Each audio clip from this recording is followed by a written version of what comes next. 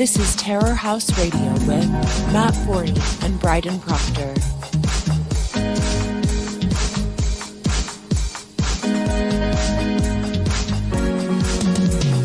That's right. Welcome to Terror House Radio, episode number 5. I'm Matt Forney, your charming and loquacious host, and the founder and editor-in-chief of Terror House Press. With me, back in the saddle again, is my co-host and producer, the very gay and heterosexual Bryden Proctor. How are you, Bryden? I'm all right. How are you? I'm great. Yeah. Bryden's back. He couldn't make the last show because he was busy.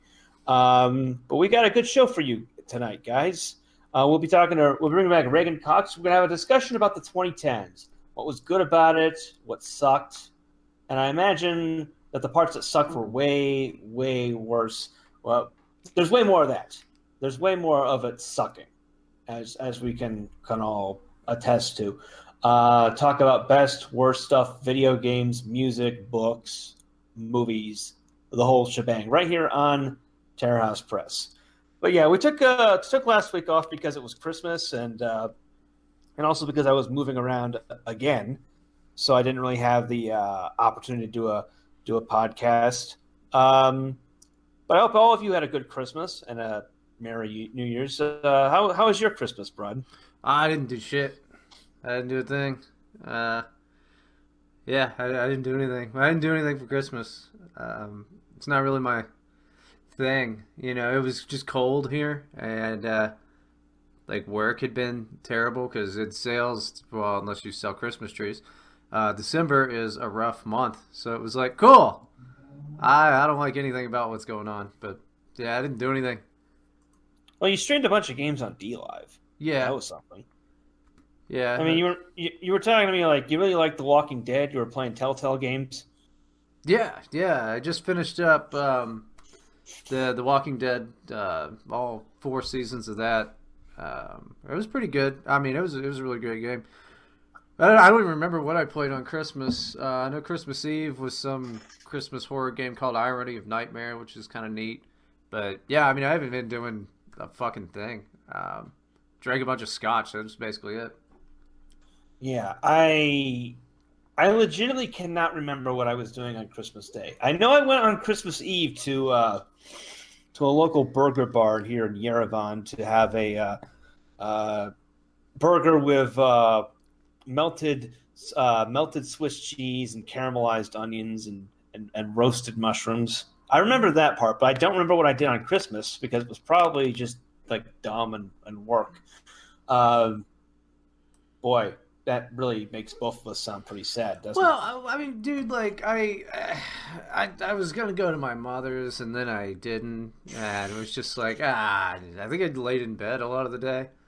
You know, I just, what's the point? What's the point? I got to sit around and be like, Christmas time is here, time for joy and time for fucking, I mean, as an adult, like, the older you get, I'll bet if you have like kids or grandkids or whatever, Christmas is fun again. But I'm 32, so to me it's just some dumb bullshit that I have to. That's like you get the time off of work, and it's like, but you're expected to go do some other fucking bullshit, and you can't go to the grocery store even. Can't even go to the fucking grocery store because it's either closed or it's packed for all the days leading up to it. I mean, the whole holiday thing is just it's a mess. To me, I like the movies. You know, Jingle All the Way is good. I don't know, Charlie Brown with his big ass Christmas tree or whatever. That's fine. National Lampoon's Christmas Vacation. I think I've seen that one. That sounds good too. But you know, besides watching A Christmas Carol on 24-hour marathon on TBS, which I don't think they do that anymore. Like, what? It's great when you're a kid. Like, you remember when you were a kid? Like, Christmas was like, fuck Christmas. You're counting down the days and all of that shit. And, you know, then as an adult, it's just the whole month is shot. From, like, Thanksgiving to Christmas, the whole fucking month is shot. And God forbid you have to travel anywhere. I mean, the whole thing is just... I'm glad it's over with. And it'll be here again sooner than I really even wanted to. Well, yeah, that's actually a scientific fact. You may already know this, Brian, but did you know that from the human perception, every year of your life is shorter than the previous one? Yep, because you have basically seen all of this shit already, so your mind just is like, fine, whatever. I've seen the big blue sky and shit. But when you're younger, yeah, there's tons of shit you haven't done or seen, and life's not fucking a boring, horrible piece of shit yet. Well, it's also because every year of your life represents a smaller portion of your life. It's the same reason why, like, if I gave you $1,000, it would be a big deal. But if I gave $1,000 to Donald Trump, he wouldn't give a shit. Like, so think about that. This world hates you so much that as you get older and older, your race to the grave becomes faster and faster. This world literally cannot wait to get rid of you. Fucking good. Think about that one. Good. Fuck you too, world. I don't give a shit anymore. I'm fucking... Like, I know that I don't have long to live because the whole 2019, all I did was go through a midlife crisis, man. So it's like, I've got maybe another 15 years, and that's if I, like, take up jogging or something like that. I won't. I won't. I think midlife crisis. You're a little young for that. Doesn't that usually happen in your 40s? Yeah, I'd say in like this midlife, right?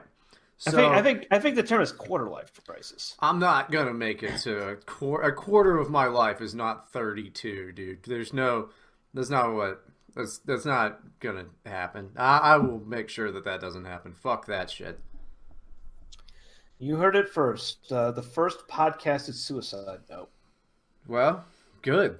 That'd be awesome. At least then, like, maybe I could have accomplished something instead of just like being a fucking hack podcaster my entire podcasting hobby. God, I'm not going to call it a career, but just instead of just hack bullshit that I've done, I make history, baby. I make some fucking history, and I drink the hemlock just on a podcast. Well, I was thinking of like really exotic ways to commit suicide, and the most exotic and like funny way I stumbled across was going down on a prostitute. Because that shit causes throat cancer. Yeah. Who was that actor that was the first guy who was like? It was Michael Douglas. Michael Douglas, yeah. What a fucking champion. Yeah, because I was thinking about that because a friend of mine lives in Thailand, and he was telling me about like some dude he knew who fingered a Thai chick, and not like a prostitute, just like a regular Thai chick. He fingered her, and then he rubbed his eyes, and he got a horrible eye infection. Well, you shouldn't do that with any fucking girl. What the fuck are you putting pussy juice in your eyes for? Yeah.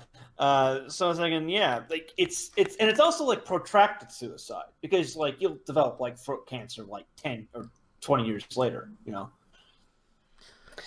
Not very efficient.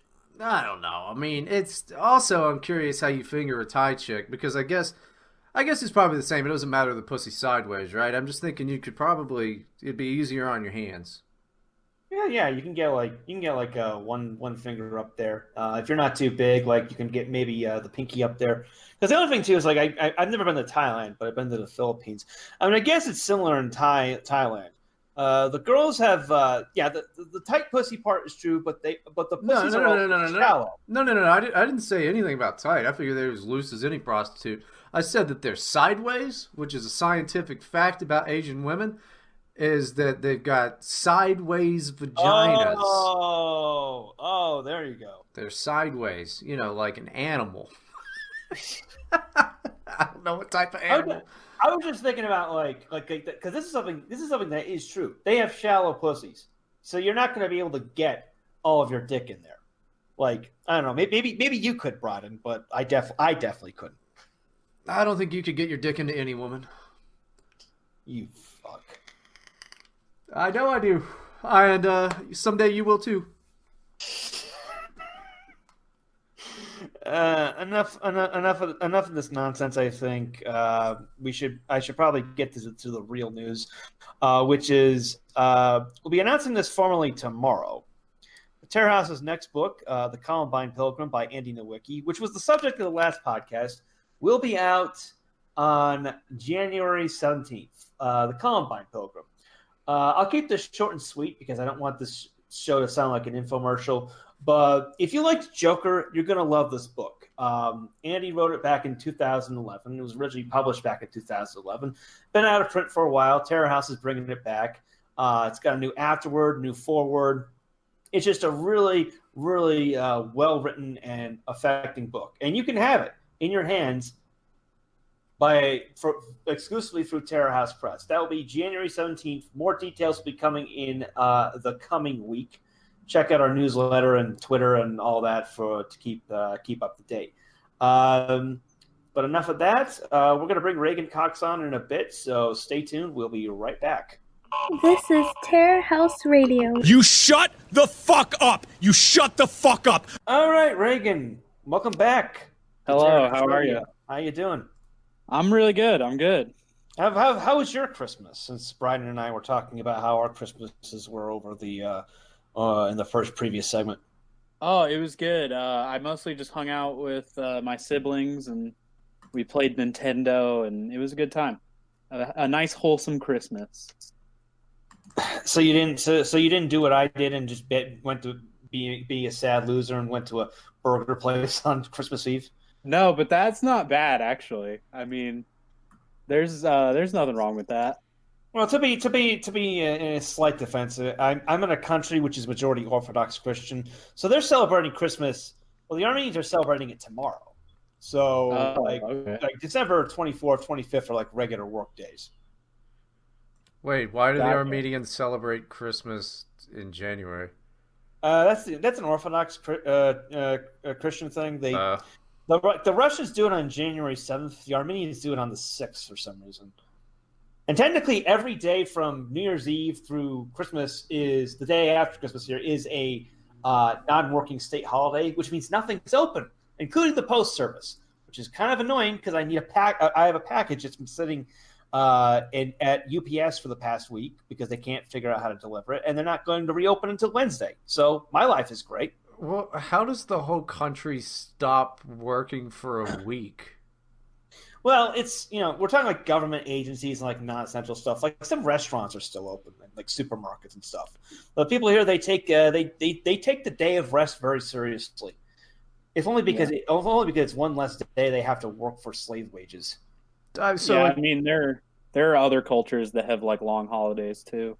Well, I mean, I was just thinking you can still get gas and food and stuff, right? Yeah. Like, there's a supermarket across the street that's open 24 hours. They haven't shut down. And if I want to walk downtown to, like Republic Square, they've got the restaurants and stuff that are open until like 2 a.m. It's not as bad as say Hungary or most of continental Europe, where a lot of stuff just shuts down altogether, including on Sundays. Yeah. The phenomena of like everything being open all the time, even in America, that's relatively recent. Like now places are open on fucking Thanksgiving and stuff. They might close for a few hours, but then they open up again like immediately. Well, I'm used to it, so I demand it. Yeah. Well, there you go. Yeah, I mean, I was a bit surprised because like I was living in Georgia for the past year. In Georgia, they're also Orthodox, but like literally nothing closes during Christmas. Like on Orthodox Christmas, I walk in to the supermarket, everything's open, which was a bit odd, but it was nice for my lifestyle. Yeah. I should also add the reason they celebrate Christmas on the 7th is because of a calendar fuck up. Because like before the current calendar we use was introduced back in the 1600s, the Gregorian calendar. They had something called the Julian calendar, which didn't calculate the days properly. So the date, the years kept getting longer. Dates of stuff kept shifting. And Russia didn't migrate to the modern calendar until like 1922, by which point the date of Christmas had moved to January 7th, and they were like, "Oh, let's keep it." That's awesome. Chaos calendar, dude. Yeah. If you actually like look into like Russian history and stuff like that, but if you go to like stuff from like the 1800s, they always put like the dates of like when someone was born in like old style and new style, just for lack of confusion. Like even in the case of the Russian Revolution, like from our perspective, occurred in like February and October, but on the calendar, it was March and November in Russia. I had no idea. Oh yeah, a little interesting tidbit for you. But enough of that. The 2010s, it's over. It's done with. We're in a new decade. Yeah. Any general thoughts on the cultural shift of the 2010s? My thought is it really didn't go anywhere good, but there were a few rays of light here and there. Like Yeah, that's pieces kind of corn and a pile of shit. That's my feeling about it too. One thing that's odd is like this is the first decade where I like have a view of culture, because I was born in 1996, so from 1996 to 2000, I don't have any like cultural view of the 90s as a decade, and then from 2000 to 2010 I was a child, so I don't really have much cultural insight into the 2000s either. But the 2010s is the first decade where I was like actively consuming culture throughout the entire decade, and I kind of have a view on it. And I'm going to call a slight bullshit on that. You don't have any cultural views on Barney the dinosaur? Well, no, but it's scattered. It's bits and pieces. I can't like look at the entire decade and appraise it like I sort of can with the 2010s. I was just joshing around. No, I know. Did you watch Barney the dinosaur as a kid? Did your parents subject you to that? I watched Barney. I mostly watched Sesame Street. That was the one that was really big for me. Whoa. Yeah. I wasn't allowed to watch Teletubbies. That was the one I was not allowed to watch because my dad hated it. He thought it was like poisonous. It was communist propaganda. And that actually, that entire portion of the conversation just like roboted out for some reason. I got it. Really? I got it. He watched some Sesame Street. He watched Barney. Was not allowed to watch Teletubbies. Not allowed to watch Teletubbies. There was another show in there, I think. I think it was the babble that bothered my dad. Like they don't speak in words; they just babble. I think that bothered my dad a lot. Yeah, I don't have too strong memories of that. I do remember the whole kids hated fucking Barney. I mean, has anyone ever unironically liked Barney like as a kid? Like we all had the songs, I hate you, you hate me. Let's hang Barney from a tree. Yeah, I remember all those songs. There were a bunch of them too. Seemed like someone came up with a new one every week. Yeah, I love how like all the variations on like the second verse. It's like like some like what me and my friends so like with an arrow with a bullet in his head and a knife in his back, and I forgot what the second lyric was, but there's like variations on it, like an arrow in his head, or like I even heard one of him like being raped. Nice. I don't think any of the ones I heard got that extreme, but definitely murder. But yeah, back to the 2010s. Yeah, the decade in culture was one with many a couple of ups and many downs. Mm-hmm. Particularly in the realm of video games and movies and books, definitely. Books for sure. Books have been really taking a beating over the last decade. I mean, they weren't doing too good in the 2000s either, but at least then we still had Philip Roth was still writing sporadically. We still had Cormac McCarthy. Now, I mean, do we still have anyone now that's equal to Cormac McCarthy or Philip Roth? I don't think so. Talon's good, but he's no McCarthy. I mean, I was being sarcastic with that. No, I know, but I don't think he would say he was either. Did you see that article of the best-selling books of the 2010s? The top three were 50 Shades of Grey and its sequels, and below that, and this is like probably the more disturbing part, like half of the remaining ones were like young adult novels, like The Fault in Our Stars, The Hunger Games, and these are not like kids buying these. No, they're adults. They're adults buying them. Yeah. Adult women. Yeah. It's very odd. I've even seen adult men reading them, which is very bizarre. I don't know what kind of like infantile regression is going on where the literary tastes of adults these days are like Harry Potter and young adult novels. I don't know what the fuck is going on, but I know it's not good. I don't think it's necessarily bad.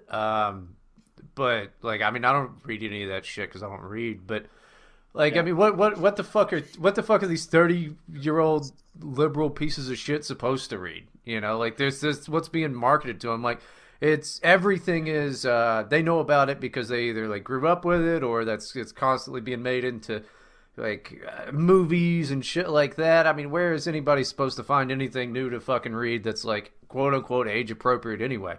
The major problem culturally, I think, that we've had with the 2010s is people my age grew up and they're still just like, okay, I guess I'll just watch this movie because that's what's being marketed to me. How many of those Avengers Marvel movie fucking things has there been?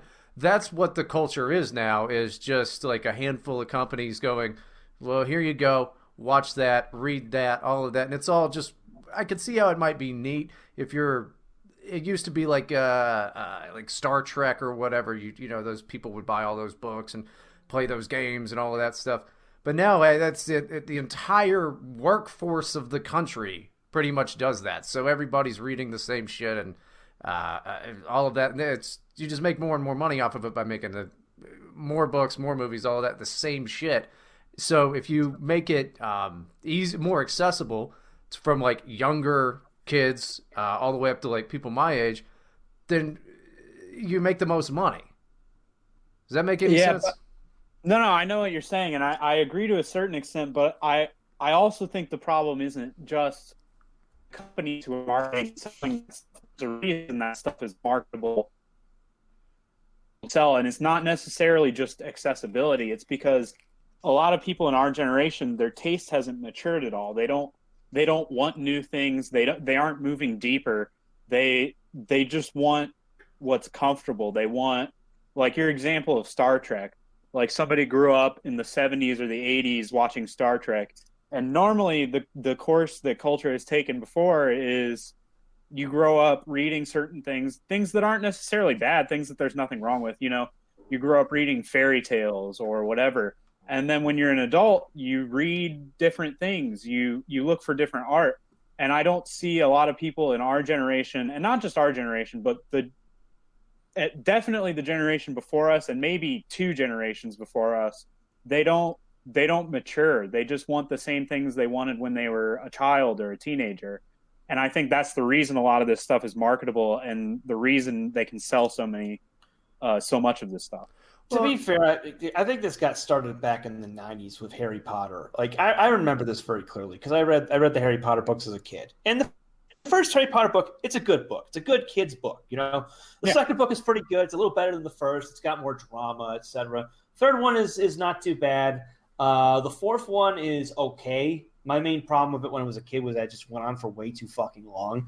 And the fifth one was where I stopped reading because it became just blatantly obvious at that point that J.K. Rowling was no longer writing for kids. She was writing for the adults who latched onto Harry Potter, which I always thought was a fucking bizarre as a kid. Like, even as a kid, I knew, like, this is a kid's book. Why are fucking adults, like, getting so into Harry Potter that they're dressing up as the characters and lining up outside of all this other stuff? It got started with Harry Potter. It just got really, really bad this decade. Well, I was under the impression with the Harry Potter thing that it started out like kids and then got more mature as it went on because the kids reading those books were supposed to read like, you know, all 8 years or whatever it is of it and mature with the books. That's what I thought I heard her say. I've never read a single one of those fucking things, and I've only seen 2 of the movies, and I didn't like that shit at all. I thought it was fucking gay. I saw the first one. The first one was terrible, and I never saw the other movies.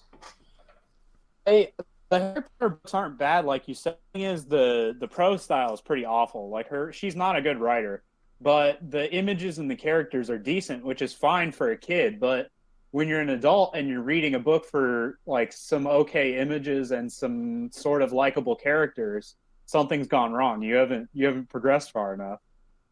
Yeah, I mean, and you can see this permeating in like other aspects of culture. You guys might have seen this, but there's a Twitter clip going around of some hipsters bought like a closed down school in Alabama, and they turned it into like a gigantic brew pub. Like the gym is a brewery now. They've got like a secret speakeasy. You can throw axes. You know, there's an arcade. There's like a miniature golf course. And all the black people are upset because like gentrification bad. Mhm. And I'm like, they're gay, but like why is this like adults are now basically going to like the adult version of Chuck E. Cheese. Good. Like, If you can get fucking hammered and play, like, I don't like the axe throwing thing because I feel like that's just somebody's gonna get hurt. Yeah, that sounds dangerous. Man, we got a problem with everybody doing the robot voice here. Yeah, no, it's not just you. It's fine, but yeah, I don't know, man. What's wrong with getting drunk playing mini golf? I see nothing wrong with that. I mean, all of this, like the coloring books and shit, is a bit much, and that's a real fucking pussy or whatever. But shit, what else? What are people supposed to do for fun when they grow up? It's not entirely the idea like in isolation. Like if you look at the video, it's like, oh, you'll never want to skip school at this high school. Oh, you'll never want to graduate, and like all the people in it are acting like they're like full-grown adults, but they're acting like little kids. It's really fucking bizarre. The problem is there's nothing wrong with that every now and then. Like I like video games. Video games are kind of childish, but I like playing them. They're fun.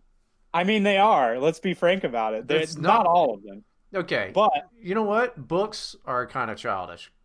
Well, it depends which books. Well, okay, it depends which video game. I like Mario. Mario's game. Mario is a kid's game. It's still a fun game, but there's a rating system. No, that's fun thing. All right, they make video. I like playing. Don't sit there and try to trash one hobby when you're over there with a fucking cock in one hand and a book in the other.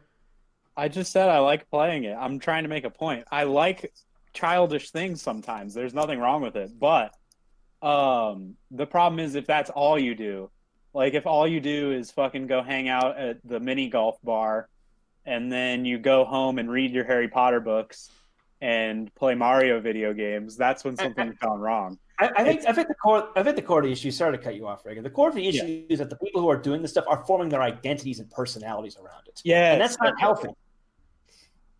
It's like nerd culture. Like there's nothing wrong with liking nerdy things. You can like Star Trek, you can like fucking sci-fi, whatever it is.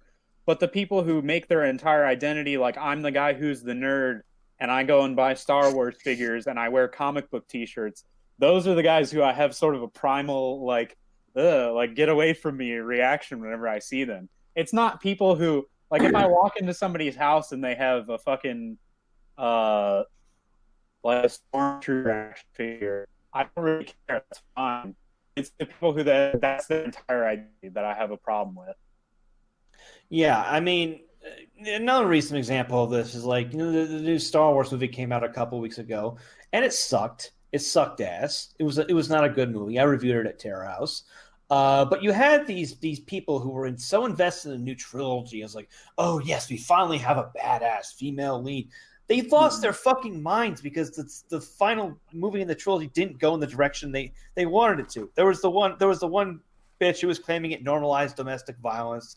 There was the other bitch who was whining about how that fat Asian mongoloid didn't get much screen time. There were like people who have been writing slash fic about Rey and Kylo Ren who were pissed off and sending death threats to J.J. Abrams. There was even one video like of someone who was in the theater, and there's the ending scene where like Rey like goes back to Tatooine to bury Luke and Leia's lightsabers, and she decides to take on the Skywalker name for herself. And some bitch in the front row actually screams out, "You fucking ruined Star Wars!" That's awesome. That's the shit we're talking about here. That's fucking. It's hilarious to watch, but it's not fucking healthy. No, it's not healthy, and that is exactly what I'm talking about. It's because that person, whoever that was, that person has made their entire identity, like Star Wars and liberal politics, and when the two don't come together in the way they want them to, their entire view of the world, their entire personage collapses because they've made it their whole identity. No, I agree it's good, but it's also sad. I mean, I feel bad for those people because partly it's just because they've been so poorly educated. They can't it's not really even their fault that they're like this. What are you talking about? They're highly educated. That's the damn problem. I mean, they're buried in student debt at this point. Every single one of those assholes. Every single one of them. Shitty education. Sure. That's my whole point. They haven't gotten a real education. they've gotten a modern education, which is not a real education. I'll have you know, she knows plenty about intersectional queer feminist theory. Okay. Yeah, that's exactly what I'm talking about, though. Their whole identity is these stupid things that were taught in college and the book they read and the movies they watched when they were children, and that's really fucking bad. Were there any good movies? I mean, besides like, okay, fine, we had Joker this year, or I guess technically last year, whatever. I'm not going to be one of those fucking people. I'm going to be writing 2019 until March on everything. I know. It's because and that's, you would think after enough years I would have figured out, how calendars work, but I'm a retard, so it's fine. It takes a minute. Yeah, but so we had Joker in 2019. I mean, was there anything that like, what the fuck was good? I can't remember the last like real good movie that I had seen in the last 10 years that wasn't something from not in the last 10 years. I'm sure there was stuff. There are handfuls of things. It's the good art is kind of hiding right now. It's not in the mainstream, but that doesn't mean it doesn't exist. And every now and then there's like flashes of really good stuff. Like we were talking a little bit before we started recording about Drive. Drive came out in 2011, and I thought that was a really good movie. And all of the director's movies, Neon Demon, God Only Forgives, or Only God Forgives, are the other two movies he's done. They're not the greatest, but they're at least interesting. Like, he's trying to do something serious, and I appreciate his style. So there are like flashes here and there. There was also Nightcrawler. I don't know if either of you saw that. Yeah, that was good. Nightcrawler was a really good movie. Yeah, I don't go to the movies much. My top movies would be in no particular order. I liked True Grit. I liked Inside Llewyn Davis. I liked Inception. I liked Gone Girl. I liked Ex Machina and Joker. And I guess we could also give a participation award to Blade Runner 2049. Okay, I'm gonna go on a tangent here, and this is gonna piss so many of you off. Blade Runner 2049 is not that good, and it's not aging well. It's not. But it tried. My problem with it was it should have been a different movie. It shouldn't have been a Blade Runner movie. The best parts of that movie were the parts that were not connected to Blade Runner, and the worst parts of that movie were the parts where it was like really stretching hard to try and connect it to Blade Runner. Well, like I don't like when the movie came out, Razor Fist, who was I haven't spoken to him in a long time, but he's been on my YouTube channel. He put out a review, like just blasting it and saying that it was a piece of shit. And my reaction was, "What the fuck is this guy on?" But like looking back on the movie, like I watched it a little over a year ago, a year after it came out, because I was going to do a retrospective for Terror House. I might still do that. And I was like, yeah, you had a point. Like, this movie is like thematically all over the place. It's not really film noir. It's got lots of pretty cinematography. The CGI is artfully done, but the biggest question is it doesn't answer the fundamental question of what its main thrust. Like, the whole point of the story is like Rachel gets pregnant, and this is somehow bad because if humans and replicants can have babies, that's somehow going to cause a war. And I'm like, huh? Why? How would that cause a war? I mean, replicants in this future are basically integrated in society. The main character is a replicant. They don't explain that at all. It's just like, ooh, like this is bad. We have to stop like love or something. And that's the part that has my head scratching.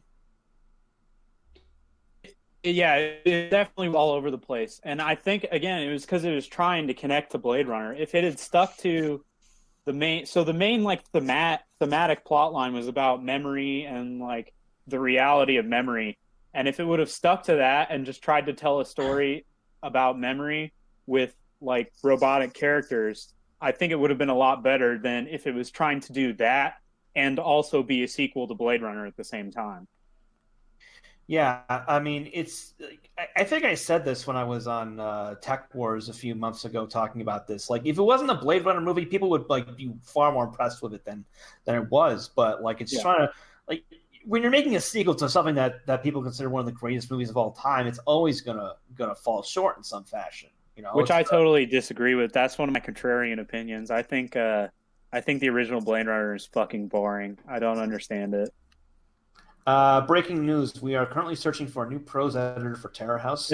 You like Blade Runner? It's one of my favorite movies. I mean, Really? well, part of it is like I'm a huge fan of Philip K. Dick, and Me too. that movie, like if you've read Do Androids Dream of Electric Sheep, Blade Runner really is a faithful adaptation of the Dickian world. I like the acting. I mean, like Rutger Hauer, Rutger Hauer was really what sold that movie, playing Roy Batty. Mm-hmm. Like the speech and his acting and all this stuff. Yeah, it's a bit slow, but that was the style back then. It's like Star Wars 2, The Wrath of Khan is very slow by modern standards. It doesn't make it a bad movie. No, I think Blade Runner is very technically well done. Like the music is great, the images are great, the acting is really good in parts. I don't think Harrison Ford's that great in it, but in parts the acting's really good. But my problem is I just don't feel like anything happens.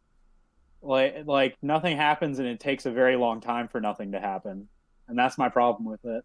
The replicants guy, that's something that happens. I guess, but there's nothing in between that. The beginning of the movie is there are replicants, you have to go kill them, and the end of the movie is I found them and they're dead, and I don't feel like anything really happened between these two things. I guess that's a fair criticism. I said I love the visuals. I love the thematics. I like I just love Blade Runner. It's in my top 3. But yeah, but in terms of other good movies, like I said, True Grit is really good. Like people tried to sell that one short because it's like, oh, they couldn't live up to the John Wayne version. It's like the John Wayne version fucking sucked, you boomers. It was terrible. Yeah. No, I agree. It's better than the John Wayne, and I like a handful of John Wayne movies. I like The Searchers mostly, but the new one is definitely better than the old one. Well, it's like John Wayne's not a bad actor. It's just that like if you've read True Grit, the novel, like Charles Portis is a really underrated novel. True Grit is designed to be both faithful to like westerns, like the Western lifestyle, but also like a parody of it. The evidence for that being that the main character is this snot-nosed 14-year-old girl, and I saw it described somewhere on the internet pretty well. It's like Jeff Bridges played Rooster Cockburn. John Wayne played John Wayne. Yes, as he does in all his movies. Yeah, plus it's like Clint Eastwood's kind of similar.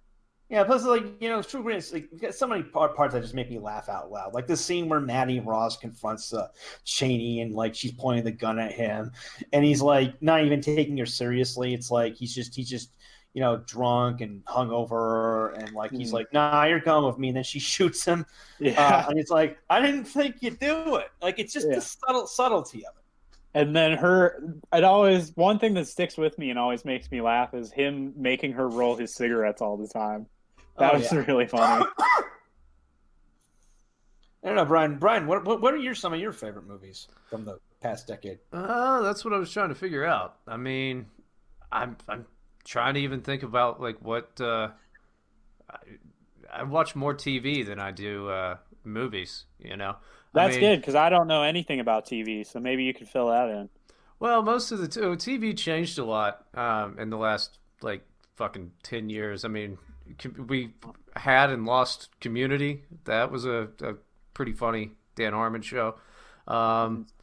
What ended? Oh wait, that Modern Family movie's still going, and all it does is win awards. I haven't watched that for years and years.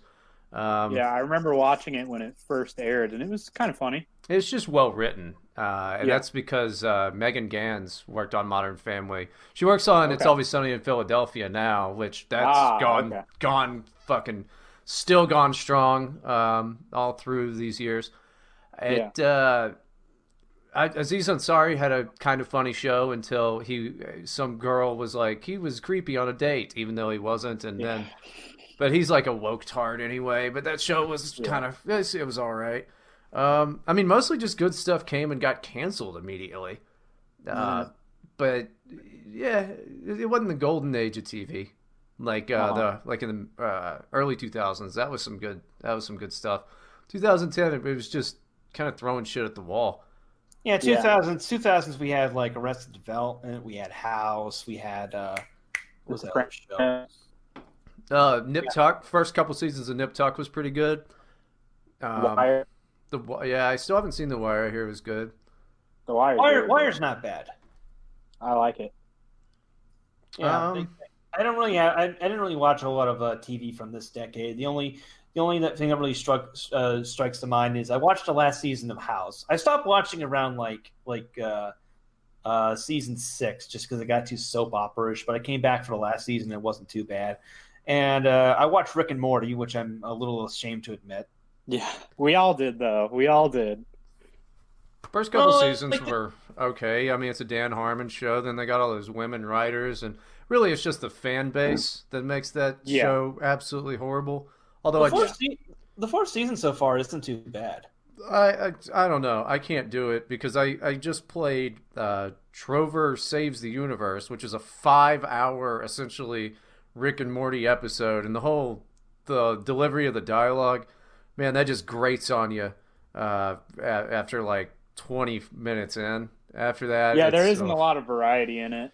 But the first couple seasons, they were pretty long. There's good shows. I agree with you. It's not the show I have a problem with. It's the people who like the show I have a problem with. I think the issues with season 3 it's just that all the women got brought in. It's that Dan Harmon is clearly views like Rick as like his alter ego, his for it, and as a result, basically every episode now is just about how Rick is so smart and awesome and how he saves the day. Even though he was clearly being set up in the first 2 seasons as like this tragic character who's super intelligent but is also like a wreck personally. Yeah, well, he lost his subtlety. You're right. He lost his subtlety and self-praise because in the first couple seasons, there were moments where it was still pretty obvious that Rick was like a self-insert character. But even so, he was flawed. Like he was very smart in science and stuff and completely oblivious when it came to his personal life. And like he had flaws like that. And I don't know if that's changed, but he at least had subtlety of the fucking self-insert character in the first couple seasons. Well, yeah, Dan Harmon's a piece of shit, dude. Like, he's not a good guy at all. He's like a shitty guy. He's a dumb, fat, alcoholic retard, but... Well, you remember all the pedo jokes, right? Do what? You remember all the pedo tweets and... yeah. Yeah. That didn't piss me off as much as it pissed off other people because the guy's he's a comedy writer. It's like, okay. But... I've never had a problem with that stuff. But yeah, he doesn't really take it as jokes. He is a total piece of shit. I mean, he's just like not a very nice guy. I can't say I'm surprised. Yeah, I mean, but like I said, the fourth season, like I said, isn't too bad. I mean, like it's uneven. Like the first episode is pretty good.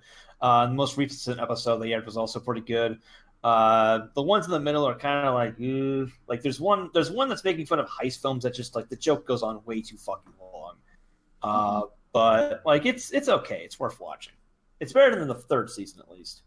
I probably won't watch it. I mean, it's just I don't know. Maybe I'm a hipster. It's too popular with a bunch of younger folks, and I don't know what the damn kids like. But I did think of one good thing, and I had to look up how many it was. In the past 10 years, how many fucking albums Kanye West has released? And the answer is 5. 5 albums. 5 albums, and 4 of them were good. He's starting with my beautiful Dark and Twisted Fantasy. That was 2010. Okay. Great album. Okay. Probably my favorite one. Then he did Yeezus. That one was it was pretty good. Some good stuff on there. Then he did The Life of Pablo, and I did not like that one. Then 2018 he did Yay, and then that one thing with Kid Cudi, Kids See Ghosts. And then he ended out on 2019 with Jesus is King. I would say overall, pretty good fucking decade for Kanye. Yeah, he's definitely working. He's getting stuff done.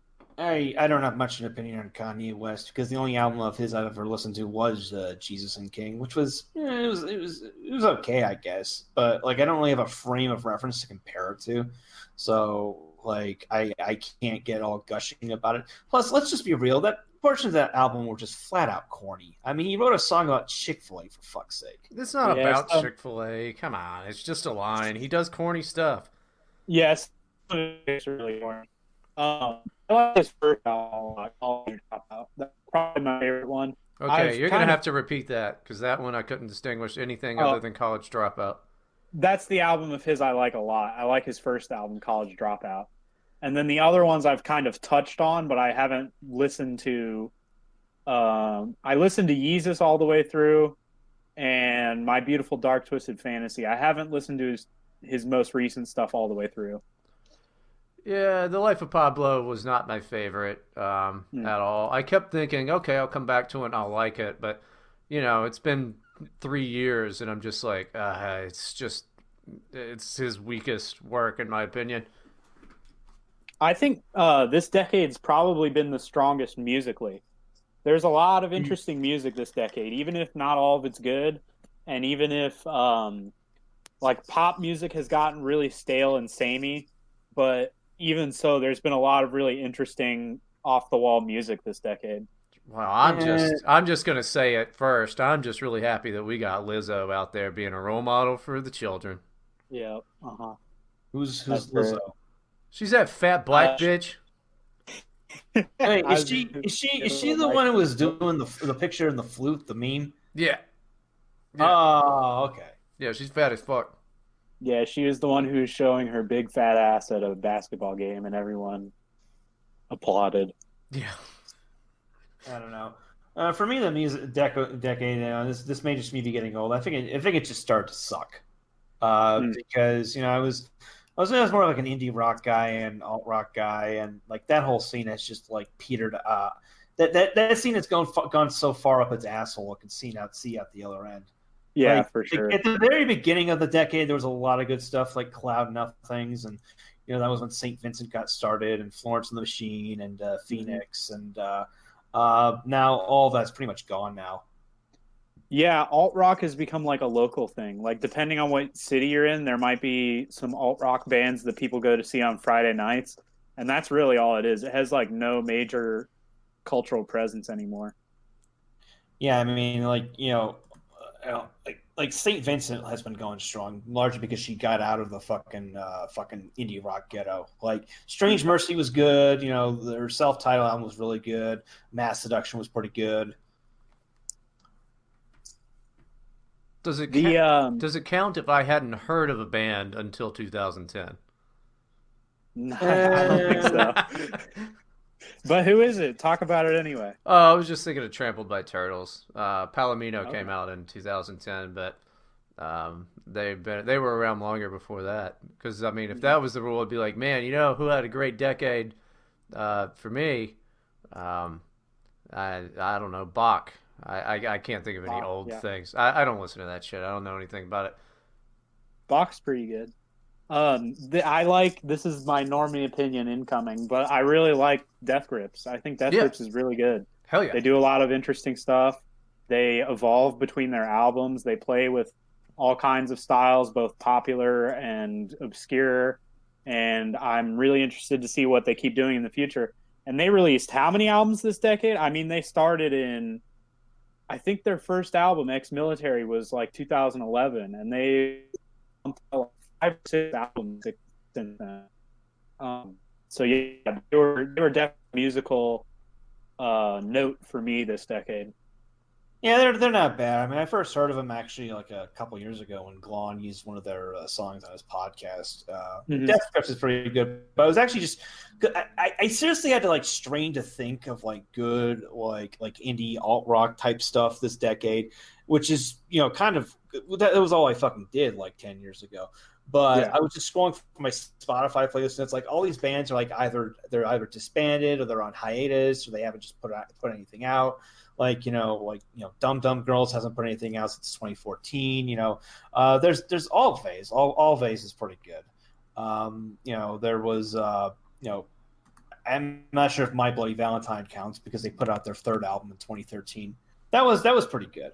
But aside from that, it's been just kind of a wasteland. Yeah, I mean, if that's your genre, then you've had a shitty decade for sure. I listened to like a lot of different kinds of stuff. So musically, I'm never like lost for music or thing. Interesting, even if it's in a dusty corner. Generally with music. Yeah, I think it's a case of like I wrote about this several years ago, but like a lot of these like the bands that came out of like the New York City hipster scene, a lot of my like I grew up listening to stuff like Sonic Youth, Big Black, Black Flag, etc. And those were bands that grew up like in shitty fucking circumstances. Like New York City was a shitty fucking place to be in the 1970s and 80s. Oh, dude, it was a fucking war zone. Probably be like that in like another 5 years. But it was terrible. But like the people who live in that environment were able to use that adversity and create like great art. That's when you get like say someone like Richard Kern got started. If you're familiar with like his like nude photography, that a lot of good stuff came out of that scene in the 80s. Now New York City, or at least like it was not so much anymore, but like for most of this decade, it's pretty damn safe. Like, unescorted young women can walk their dogs in Central Park at night, and the culture that's bred is like garbage, like Matt and Kim, or it's very bourgeois now, and it didn't used bourgeois, to be that. It's navel gazing. It's like, oh, cutesy. We're referencing shit from the past. Actually, this goes back to like one of the trends, like we were talking earlier about the infantilization of culture.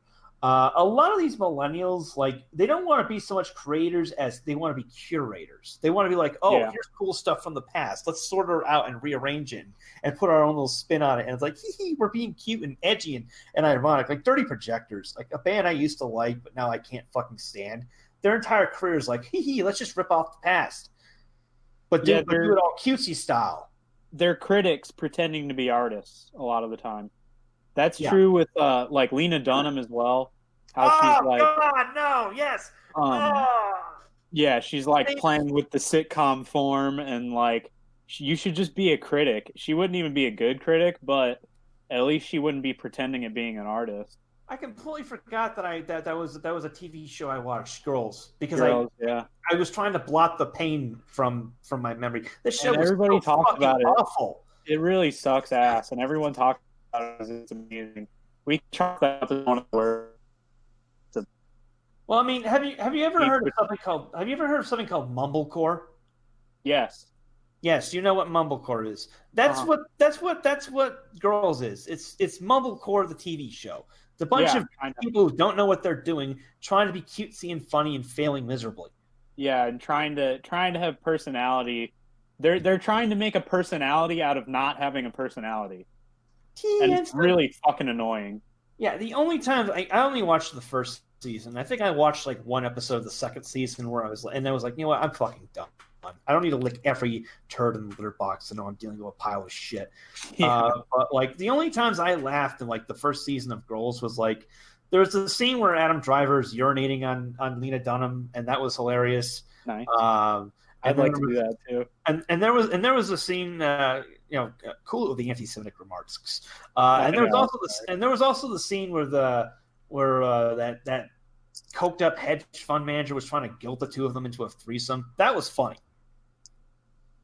Yeah, and that also a good metaphor for the conversation, because like Lena Dunham coasted the reputation of her parents. The city New York has been coasting on its cultural reputation for like the last 20 years. Nothing new or interesting has come out of New York, but it's still held up as if it's the artistic paradise that it actually was in the 60s and 70s. Yeah, I mean, well, all of us fucking stars of Girls were like, the daughters of rich people. Like Zosie Mammoth's like the daughter of David Mamet. The British chick is like the daughter of like the drummer from Bad Company, and I think Allison Williams is like she's Brian Williams' daughter. Right. So it's basically a bunch of rich girls who are playing dress up with other people's money. It's the perfect metaphor for what's gone wrong with New York. So that's the only reason I could recommend watching it is like if you want to see right in front of your eyes what has turned the culture of New York City rotten, watch like an episode of Girls. You'll get the idea pretty quick. Have some Epicac on hand. Yeah. Yeah. What video games did you guys play this decade? Sorry, come again? What video games did you guys play this decade? I don't think we've touched on that yet. We have not. Video games, in terms of good ones, Yes. there was Mass Effect 2. Mass Mhm. Effect 3 sucked. God, I'm drawing a blank aside from like all these like indie games that I play. There was Dark Souls. That was this decade, 2011. I tried playing that. Like I tried borrowing my sister's, but I just kept getting my ass kicked in the first room. I loved Dark Souls. I played it so much. It came out when I was in high school, and I fucking played that thing nonstop. Back when I had the time to play video games nonstop, I probably played through that game 15 times. I think that's really one of the big achievements of video games this decade is Dark Souls. Yeah, we had Skyrim, which I own and have never played. We had Fallout 4. What else? Spec Ops: The Line was another really good one this decade. I don't know if anybody else played that. I've played it. I think it's overrated just because it's like Spec Ops is like just rehashing that line that worn out trope from the 80s of like, you enjoy violent stuff. Well, that's just because you want to be a hero and violent yourself. And it's like, edgy and stuff. And it's like, plus the other thing too is like if you've read Heart of Darkness, you already know the fucking plot twist. Yeah. In Spec Ops, it's literally game breaking foreshadowing. Yeah, I didn't think Spec Ops was amazing. It wasn't the best thing I've played, but I liked what it was trying to do. And I think if more games tried to do something like that, they tried to like, I don't know, they tried to say something serious and personal, I think that would be a step in the right direction. And so I like what it was doing. What annoyed me about it was like the fucking lecturing where it's like, near the end where it's like, you thought you were going to be a hero, huh? You playing this game because you want to be a hero. No, maybe I'm just playing this game because I'm bored and I want to blow off some steam. Did you ever consider that?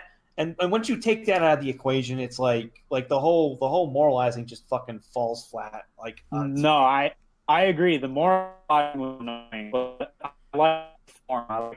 I respect the attempt. Not necessarily the final product, but the attempt that was made. Yeah, that is fair. There was what else? A lot of people like Cuphead. I haven't played that yet. It was pretty fun. I played a little bit of it.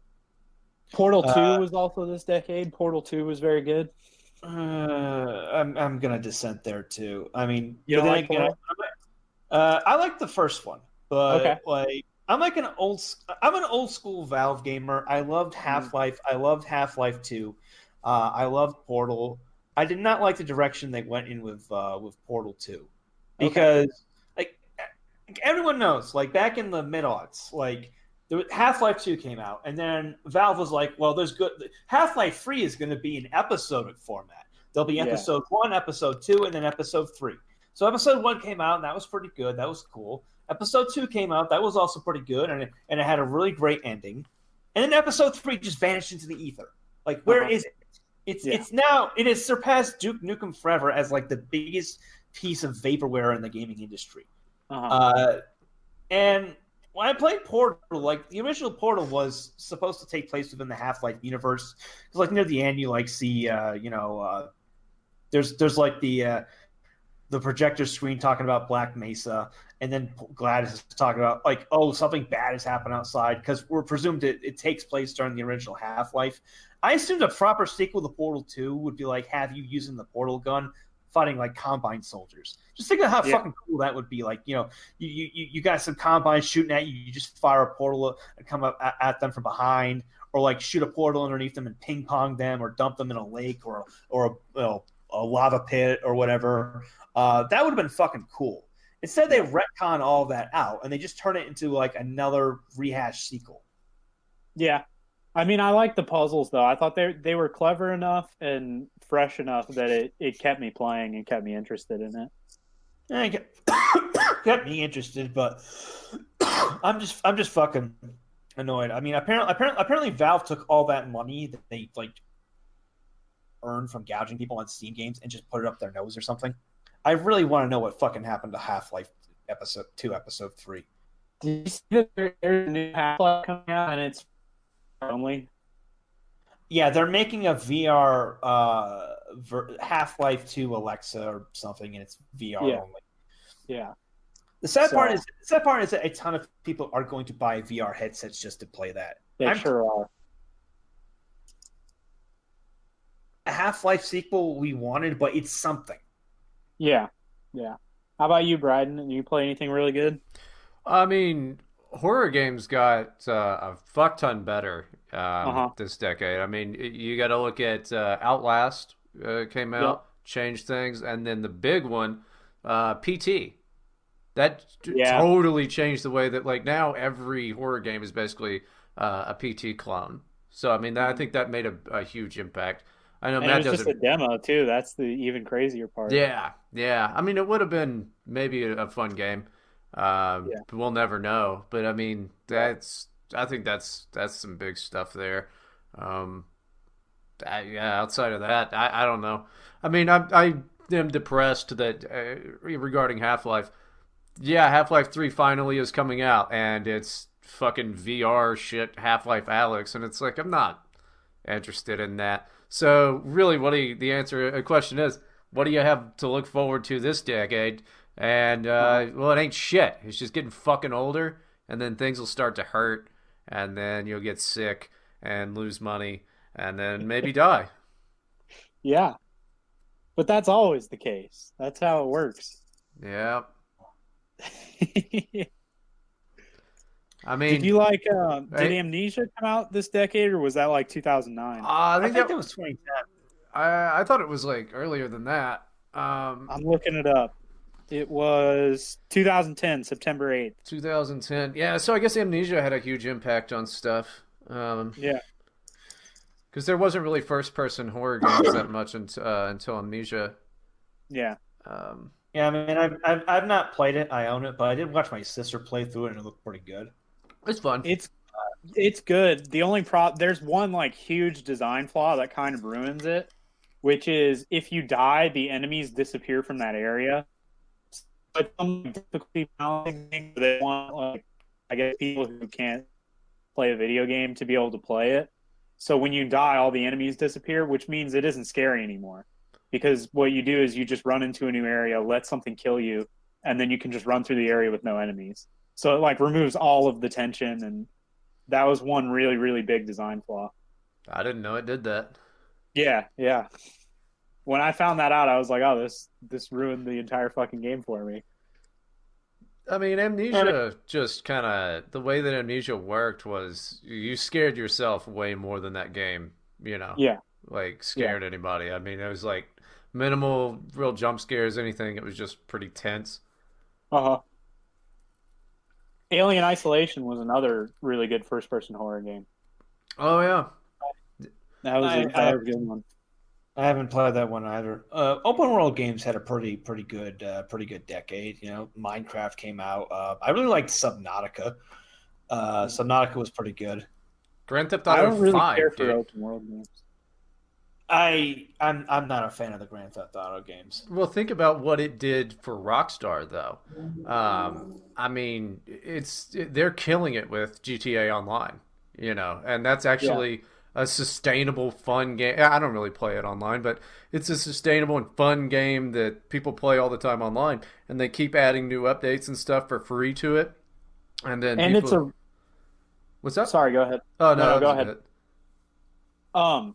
It's also like a steady revenue source for them, which is good because they're one of a very small handful of game studios that are minimally beholden to somebody else. Like they can make what the fuck they want. And so I'm glad to see people like that getting money. Yeah, I mean, I'm glad it's working out for them. I the last GTA game I played was San Andreas. I don't know.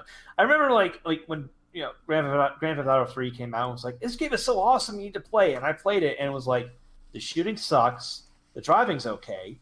Why the fuck can't I save anywhere? Why do I have to restart a mission every time I die? Yeah, there are a lot of minor annoyances. Outside of the core missions.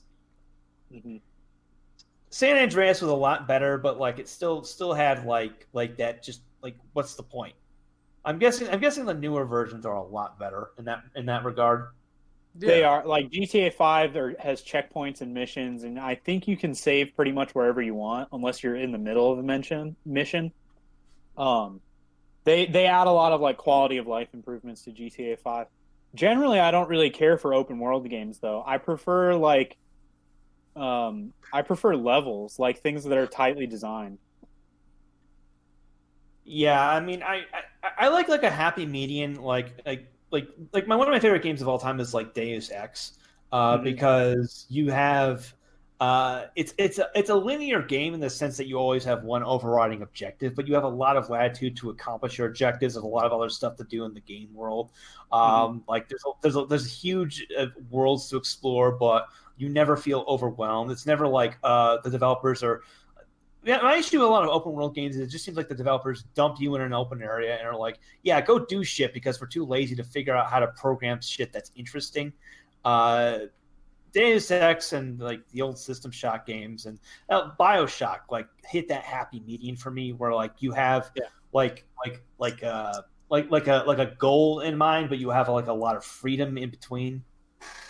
I think the conflict probably for a game developer is how much do you give the player freedom and how much do you keep control over the experience that the player has? And for me, if I were a game designer, I would lean farther towards control than towards player freedom, because I think like a designed experience is more interesting than a sandbox.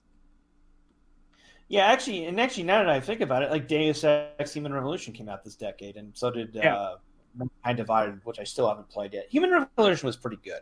Yeah, that's held up pretty well, even if it's got a lot of issues.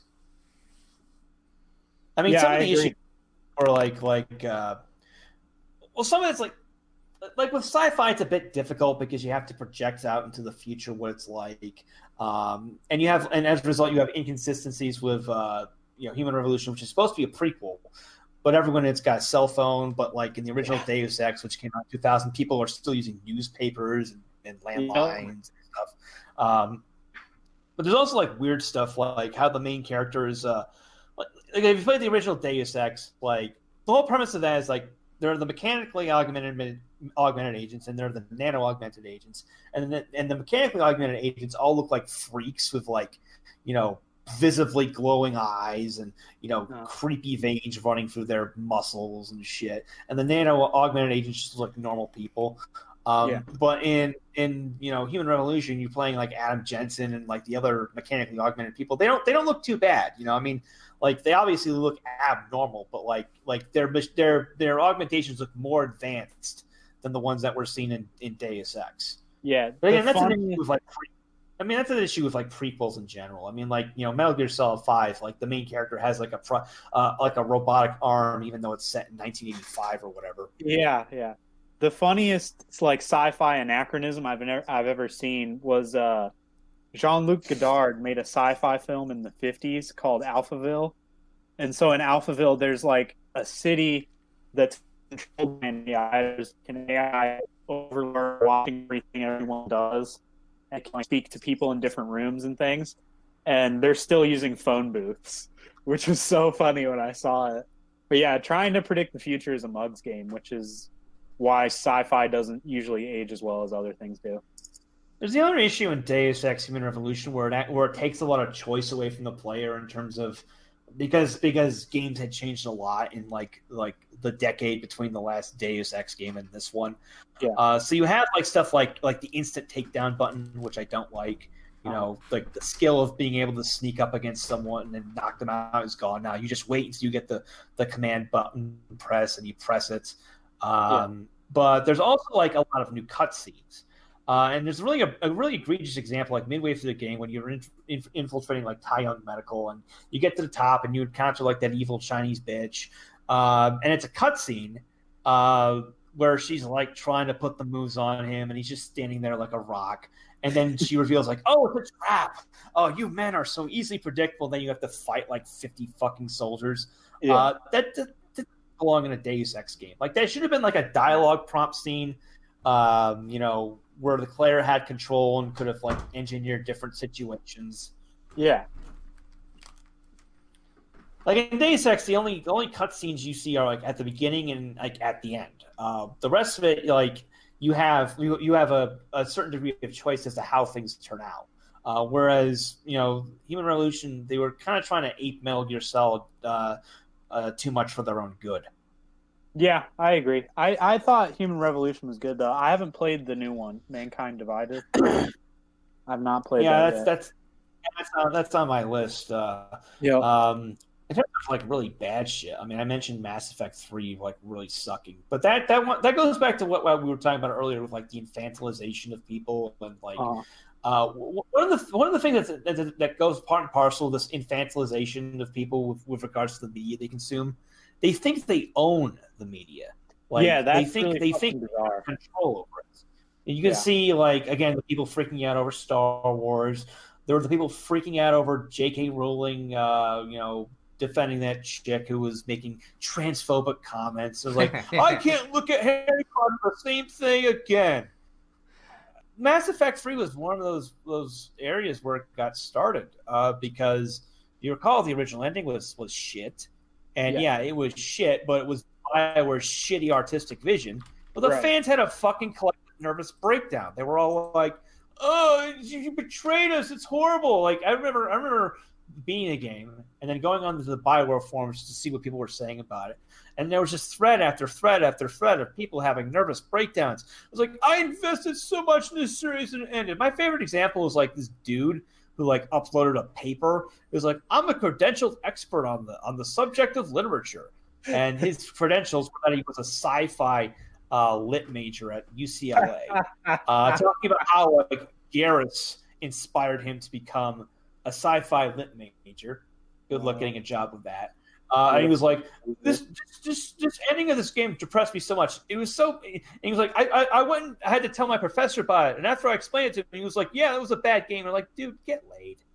Well, here's the thing. What you do with that, if you have this whole thing, it makes no sense, betrays a thin artistic vision, then what you should do about that is not complain. What you should do about that is re-examine the thing you liked and see if it was as good as you thought it was. And if not, then hold that up as an example of why not. Like, it's this weird fucking thing where instead of just taking the art as it comes and commenting on it and discussing it, like you said, they think they're the artist. This might be a social media thing because you can talk directly with these artists now, or at least in theory you can. People think that they have some kind of personal access to them. You fucking don't. You have no control over this, and you shouldn't have any control over this.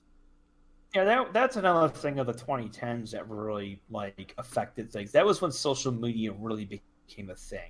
Yeah. Like I mean, Twitter, Facebook, etc. were around in the aughts, but like they didn't really get super prominent until this decade. And I think it's fueled just a lot of really dysfunctional behavior.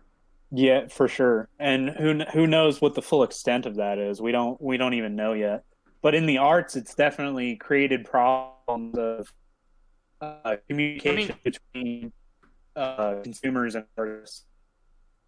I mean, in the case of Mass Effect 3, BioWare had to like release a free DLC that changed the ending just to placate the fucking fans. And then the final DLC for Mass Effect 3 was basically turning into a Japanese dating sim. Yep. Yeah, I remember that shit. It was bizarre. And the other problem is that social media has created in this realm is the answer to the question, like how much should the artist be a public figure, how much of the artist should they give away to their fans, that's become the answer to that question has changed. And I don't think it's changed in a positive way. I think artists these days are giving away too much. Yeah, I mean, it's been an interesting decade. Yeah, definitely. I mean, the new decade started off with a bang with people screaming about World War III. So there's that. I'm still trying to figure out what the fuck's going on there. I'm not entirely sure how significant this actually is. It's not because it's not. Okay. I'm just making plans to open a McDonald's in Tehran. Oh, cool. Like you can't change the outcome of world events, but you could profit off them like a piece of shit. Yeah. No, you can for sure. Like instead of spreading out over how you might, you're an extremely unlikely chance that you're going to be drafted into a war of Iran. What you should be doing is trying to get the franchising rights in major Iranian cities. You should be testing your pickup lines for when you get to deploy them on Iranian cuties. You should be investing in Iran's first PrEP import-export company. You should be trying to, putting on a happy face. I like the way you think, Matt. You've got a clear vision for the next decade. Yes, I am going. My perspective on War of Iran is like, I don't want it to happen, but if it does, I'm going to make a lot of money off of it. That's the way to be. I mean, I'm about 200 miles from the Iranian border, so I can do that. Oh, you can make it happen. Yes. Does everyone want to give their summary thoughts of the decade in art and media? We could talk about.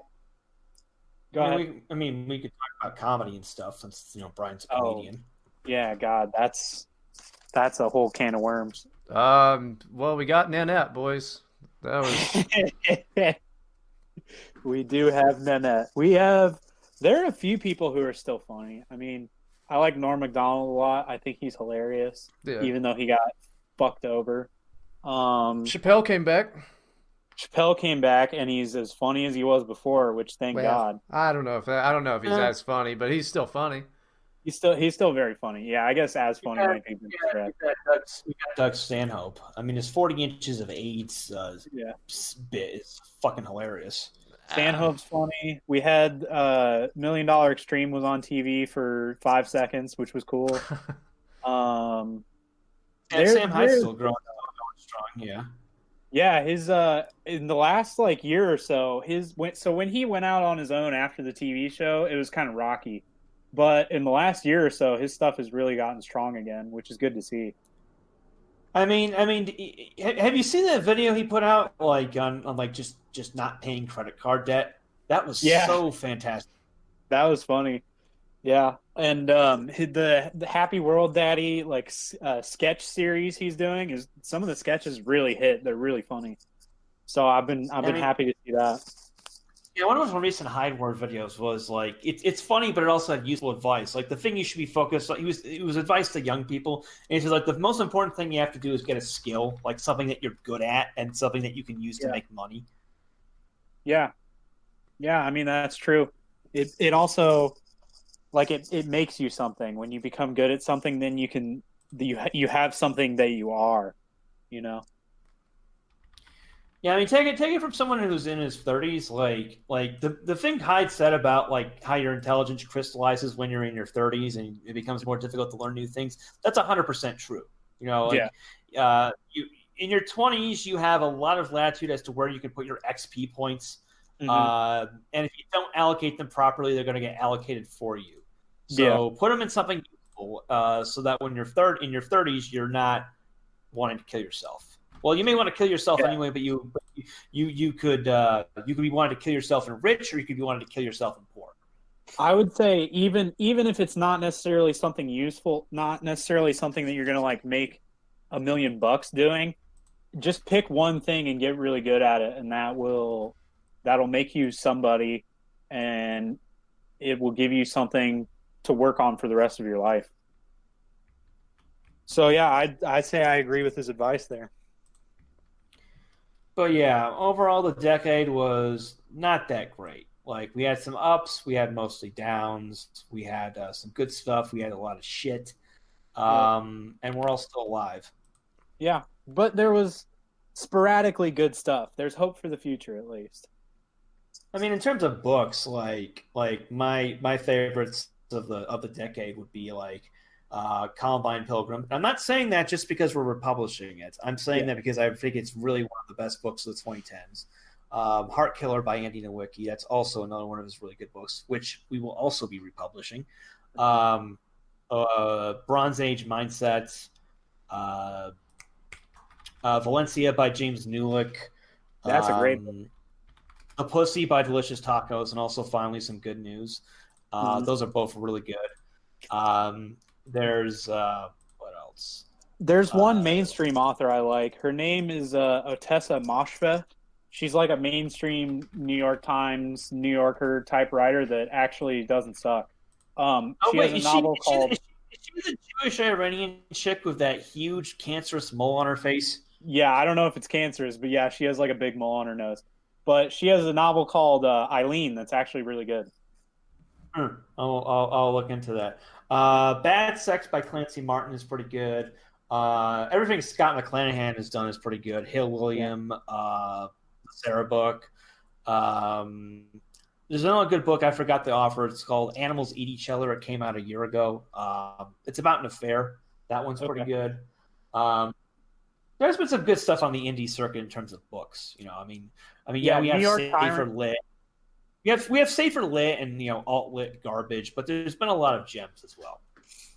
Tyrant without really good books published in New York. I like them. There are little spots of things happening. Literature is probably the thing that's gone downhill the hardest this decade, but even so, there are still little spots of good things. Yeah, definitely. But yeah, that's the 2010s, and I think we have. I think we can end on a high note here, discussing all the good stuff. Yeah. Unless there's anything else anyone wants to bring up about the 2010s that we forgot. I think I've said what I have to say. In that case, let's close out the show. Reagan, you got anything you want to plug before we go?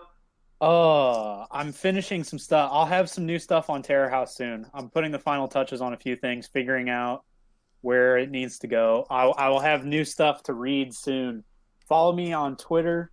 It's at Reagan Cox, ReaganCox writer. And you can see when I put out new stuff to read. Yes, and remember that's spelled COX. Don't get any ideas. Yeah, don't get any funny ideas. I'm thinking of that joke from what was it?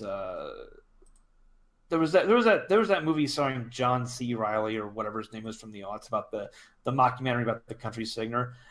It don't say Cox unless I say it tastes like Cox. Yeah, Walk Hard. That's a funny movie. Walk Hard. Yeah, that was it. Yeah. Yeah. Brian, anything you want to plug? No, I don't do anything. You stream on D Live, Yeah, so I'll put that in the description. Go watch Brian's D Live streams. He's very entertaining. And of course, you can find me, mattforney.com, my Telegram page. My YouTube. You know where to find me. And that'll do it for this episode of Terror House Radio. Be sure to check in every day at Terror House Magazine, terrorhousemag.com for our latest publications. Check out our books at Terror House Press at terrorhousepress.com. The Columbine Pilgrim by Andy Nowicki is coming January 17th. Follow our social media links in the description. And don't forget that you can always check out past episodes of Terror House Radio at terrorhouseradio.com. Terror House Radio is produced by Bryden Proctor and presented by Jugs. Intro music by Meme Extremists. Illegitimate Non-Coverandum. Don't let the bastards grind you down. I'm Matt Forney with Bryden Proctor and Reagan Cox, and we are out. Peace.